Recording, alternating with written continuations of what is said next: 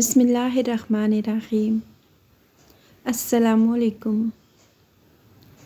ایک دن میں اپنی بہن کے گھر گیا تو میرے رونگٹے کھڑے ہو گئے، کیونکہ میری بہن کی ساس اور نندیں اسے بری طرح مار رہی تھیں اور کہہ رہی تھیں کہ یہ بدکار ہے۔ مجھ سے انہوں نے کہا کہ اپنی بدکار بہن کو گھر لے جاؤ۔ میں بہن کو اپنے گھر لے آیا۔ جیسے ہی رات ہوئی تو بہن کی چارپائی ہل رہی تھی۔ میں نے لائٹ آن کی تو بہن کو دیکھ کر میرے پیروں تلے سے زمین نکل گئی، کیونکہ اس کے ساتھ میرا نام محمد علی ہے۔ میں لاہور شہر کا رہنے والا ہوں۔ والدین فوت ہو گئے۔ میری ایک ہی بہن تھی جسے شادی کر کے رخصت کر دیا۔ میں نے خود بھی شادی کر لی۔ میرے 3 بچے بھی تھے۔ گھر میں صرف میری بیوی کی چلتی تھی۔ میں ہمیشہ سے ہی ایک کمزور مرد رہا۔ بیوی کے آگے کبھی میری ایک نہ چلی۔ وہ ہر بات پہ ضد کرتی اور میری کوئی بات نہیں مانتی تھی۔ جب میں اس کی بات نہ مانتا تو جھگڑے پہ اتر آتی، یہاں تک کہ گھر چھوڑ کر چلی جاتی۔ میں مجبور ہو گیا، اولاد کی زنجیر میرے پاؤں میں بندھی ہوئی تھی، اس لیے بیوی کی غلامی کرنے پر مجبور ہو گیا۔ میں نے اپنی شادی سے پہلے ہی چھوٹی بہن کی شادی اچھے گھر میں کر دی تھی۔ وہ اپنے گھر میں بہت خوش تھی، اکثر شوہر کے ساتھ آیا کرتی تھی۔ ان کے پاس اولاد کی کمی تھی۔ میں ہر وقت دعا کرتا کہ اللہ میری بہن کو اولاد سے نواز دے۔ ایسے ہی دن گزر رہے تھے کہ ماہ رمضان میں میرے بہنوئی کا ایکسیڈنٹ ہو گیا۔ میری بہن بیوہ ہو گئی۔ اس کے لیے یہ غم کسی قیامت سے کم نہیں تھا۔ شوہر کی وفات کے بعد وہ سسرال میں ہی عدت بیٹھ گئی۔ پتہ نہیں میری بیوی کو کیا ہوا تھا، وہ مجھے بہن کے گھر نہیں جانے دیتی تھی، نہ خود جاتی، لیکن میں اپنی بہن کو ملنے چھپ کر لازمی جاتا۔ اگر میری بہن کو سسرال والوں نے نکال دیا اور وہ ہمارے گھر آ جائے گی تو کیا ہوگا؟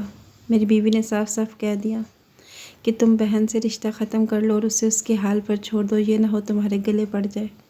ہمارے بچے جوان ہو رہے ہیں، لیکن میں بہن کو کیسے اکیلا چھوڑتا؟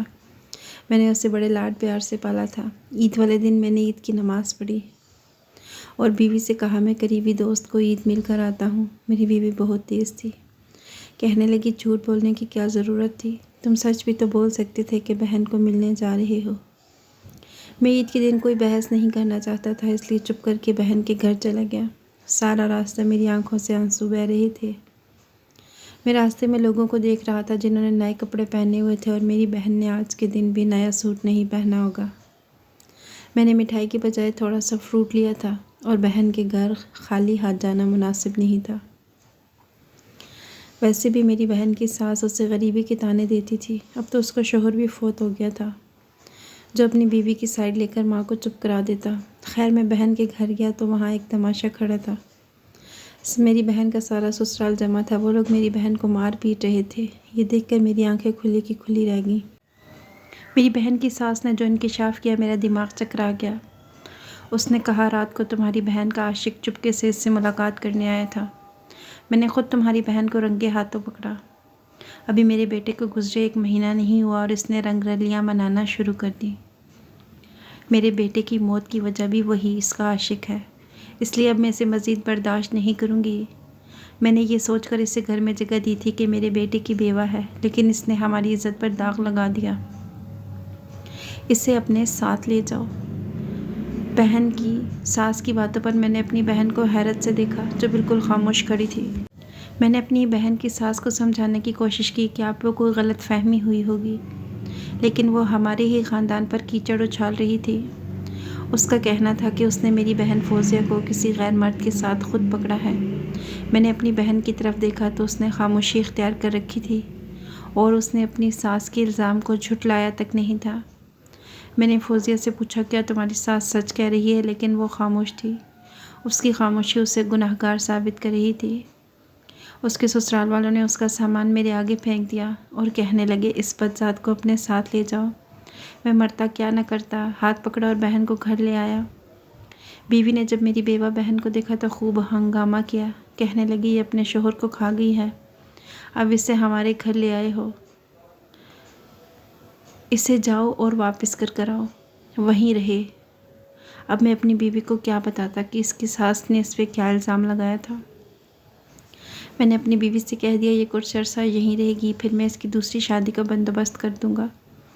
یہ بات میری بیوی کو برداشت تو نہ ہوئی، لیکن مجبوراً وہ چپ کر گئی۔ ہمارے گھر میں 2 ہی کمرے تھے، ایک آنگن میں، اس کی چارپائی ہم نے لگا دی۔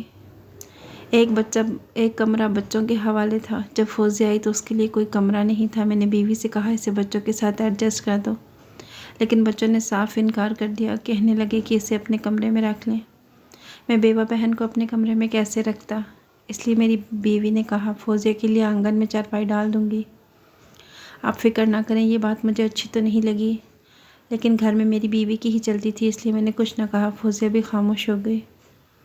میں سمجھ نہیں پایا تھا کہ فوزیہ کی ساس نے اس پر جو الزام لگائے تھے وہ کیوں لگائے تھے۔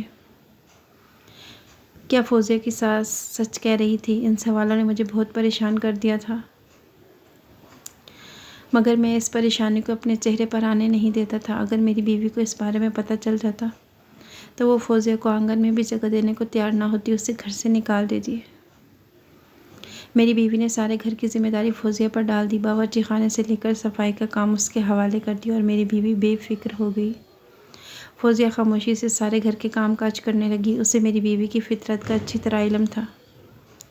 مجھے یہ باتیں تو اچھی نہیں لگتی تھی، لیکن میں خاموش رہتا تھا، اپنی بہن کو ملازمہ بنے دیکھنے لگا۔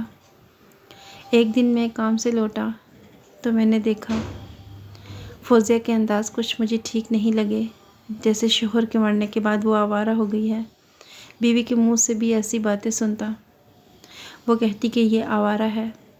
میری بیوی کہنے لگی اسے گھر سے نکال دو، ورنہ یہ ہمارے بچوں کو بھی خراب کرے گی۔ اگر تم نے میری بات پر اعتبار نہیں کرنا تو نہ کرو، تمہیں جلد ہی خود حقیقت کا پتہ چل جائے گا، تب بیٹھ کر سر پیٹنا۔ یہ ابھی بھی اپنے عاشق سے ملتی ہے، یہ ابھی بھی چھپ چھپ کر ملاقاتیں کرتی ہے، اس کا جلدی کوئی رشتہ دیکھو اور اسے یہاں سے چلتا کرو، ورنہ بدنامی کا صحرا ہمارے سر پر سجائے گی۔ بیوی کی باتیں سن کر مجھے فوزیہ کی ساس کی باتیں یاد آئیں۔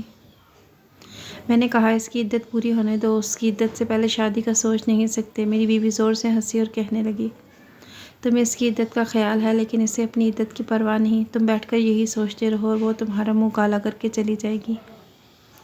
یہ باتیں سن کر میں سوچ میں ڈوب گیا، کیا واقعی میری بہن کا کردار ٹھیک نہیں تھا؟ کیا واقعی اس کا کسی کے ساتھ چکر تھا؟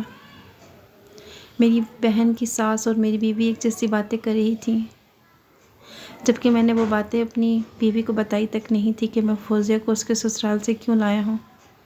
میں نے سوچ لیا تھا میں اکیلے میں اپنی بہن سے بات کروں گا اور پوچھوں گا کیا معاملہ ہے۔ 2 ہی دن گزرے تھے، مجھے موقع مل گیا۔ میری بیوی بازار گئی، بچے ٹیوشن تھے، میں اور فوزیہ گھر پر تھے۔ فوزیہ میرے لیے چائے لائی تو میں نے اپنے پاس بٹھایا۔ میں نے کہا فوزیہ تمہاری ساس نے تم پر اتنا بڑا الزام لگا دیا۔ میری بات سن کر وہ سر جھکا گئی اور خاموش رہی۔ میں نے کہا فوزیہ اس طرح تمہاری بدنامی ہوگی، تم بتاؤ آخر ایسا کیا ہوا تھا؟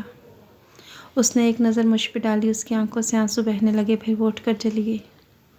اس کی خاموشی مجھے بہت زیادہ چبھ رہی تھی۔ اگر وہ مجھے کھل کر سچائی بتا دیتی تو میں اپنی بیوی کا مقابلہ بھی کرتا، لیکن اس کی خاموشی اسے ہی چور ثابت کرتی تھی۔ میرے پوچھنے پر بھی فوزیہ نے مجھے کچھ نہیں بتایا تھا۔ ایک دن میں نے رات کو دیکھا فوزیہ آنگن میں چارپائی پر موجود نہیں تھی۔ میں نے یہاں وہاں دیکھا، مجھے نظر نہیں آئی۔ تھوڑی دیر بعد دیکھا تو وہ چھت سے نیچے آ رہی تھی۔ میں نے حیرت سے پوچھا تم اتنی رات کے چھت پہ کیا کرنے گئی تھی؟ تو وہ گھبرا گئی، کہنے لگی نیچے دم گھٹ رہا تھا۔ اس کی بات مجھے ہضم نہیں ہوئی، ویسے بھی وہ آنگن میں سوتی تھی تو اسے چھت پہ جانے کی کیا ضرورت تھی؟ مجھے لگا کہ میری بیوی اور فوزیہ کی ساس نے ٹھیک ہی کہا تھا، اس کا مسئلہ کچھ اور ہی ہے، لیکن ابھی جب تک میرے پاس ثبوت نہ ہوتا میں بہن سے ایسی بات نہیں کر سکتا تھا۔ کچھ دن اور گزرے۔ ایک روز میری بیوی کی ماں کی طبیعت اچانک خراب ہو گئی۔ میری بیوی کہنے لگی میں اپنی ماں کے گھر رہنے جا رہی ہوں، بچوں کے امتحان ہیں اس لیے بچے یہیں رہیں گے، فوزیہ بچے سنبھالے گی۔ میں نے کہہ دیا ٹھیک ہے چلی جاؤ۔ وہ چلی گئی۔ برسات کا موسم تھا، آدھی رات کو بارش شروع ہو گئی۔ میں نے بہن کا بستر اپنے کمرے میں لگا دیا۔ میں نے کہا تم سکون سے میرے کمرے میں سو جانا۔ فوزیہ باورچی خانہ سمیٹ کر نکلی، میری بات پر راضی ہو گئی۔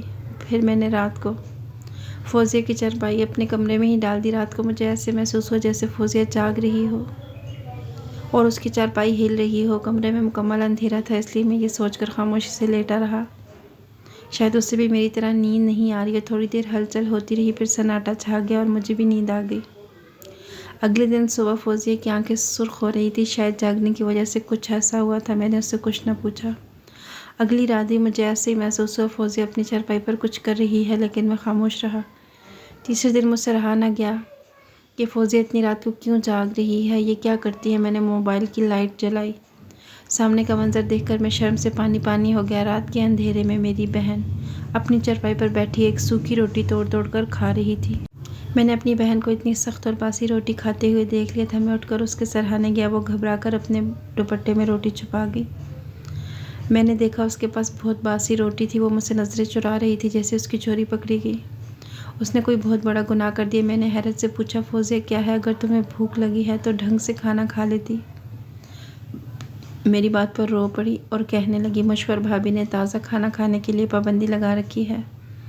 میں بچا ہوا کھانا ہی کھاتی ہوں اور چپکے آدھی رات کو سوکھی روٹی کھا لیتی ہوں۔ اس کی بات سن کر میرا دماغ گھوم گیا۔ میں نے اس سے کہا، تم نے مجھے کیوں نہیں بتایا کہ تمہاری بھابھی تمہیں ڈھنگ سے کھانا کھانے نہیں دیتی؟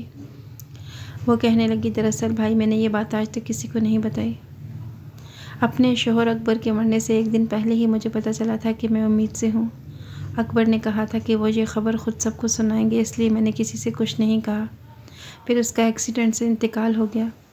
مجھے اتنا صدمہ پہنچا کہ مجھے یاد بھی نہ رہا میں امید سے ہوں۔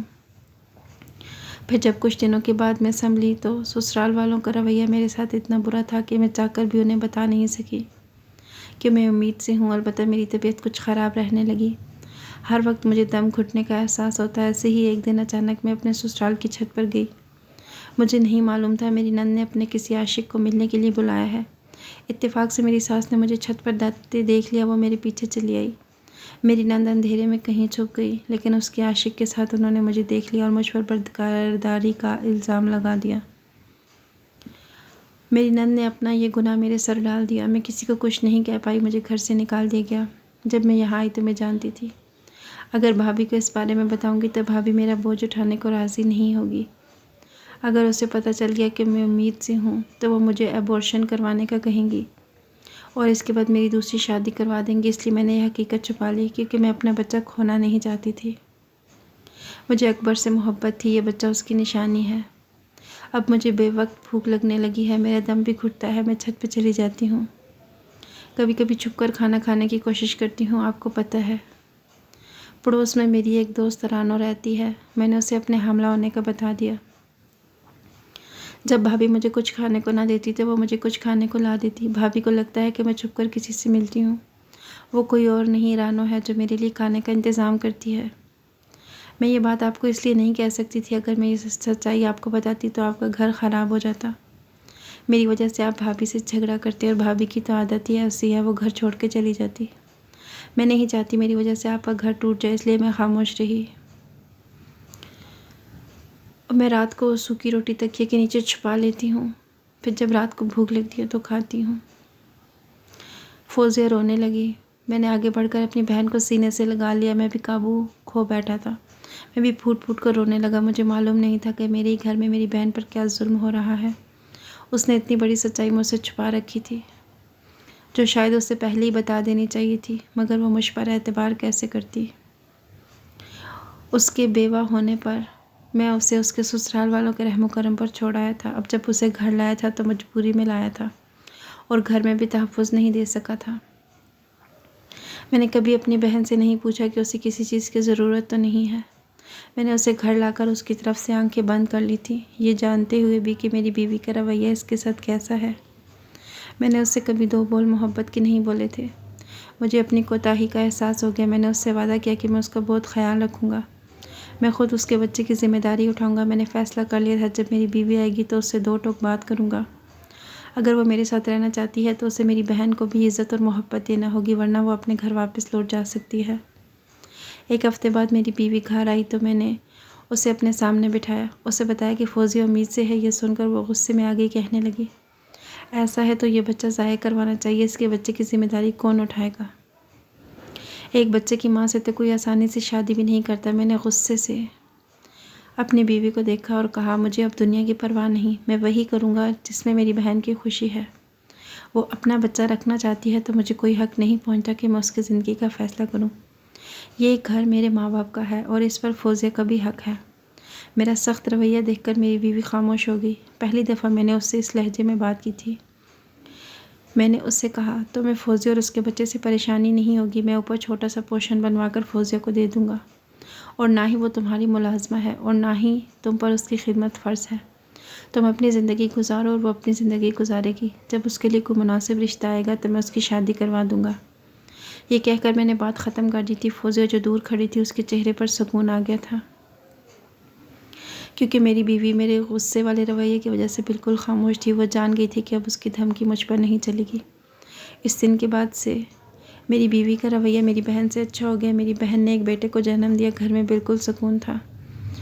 1 سال بعد میرے کزن اکمل کی ماں نے اپنے بیٹے کے لیے فوزیہ کا رشتہ مانگا تو میں نے اس کی شادی اکمل سے کر دی۔ آج وہ اپنے گھر میں اور ہم اپنے گھر میں ہنسی خوشی رہ رہے ہیں۔ آپ کو ویڈیو پسند آئی ہے تو لائک کیجیے گا، دوستوں سے شیئر کیجیے گا۔ مزید ایسی اچھی ویڈیوز کے لیے چینل کو سبسکرائب کیجیے گا۔ اللہ حافظ۔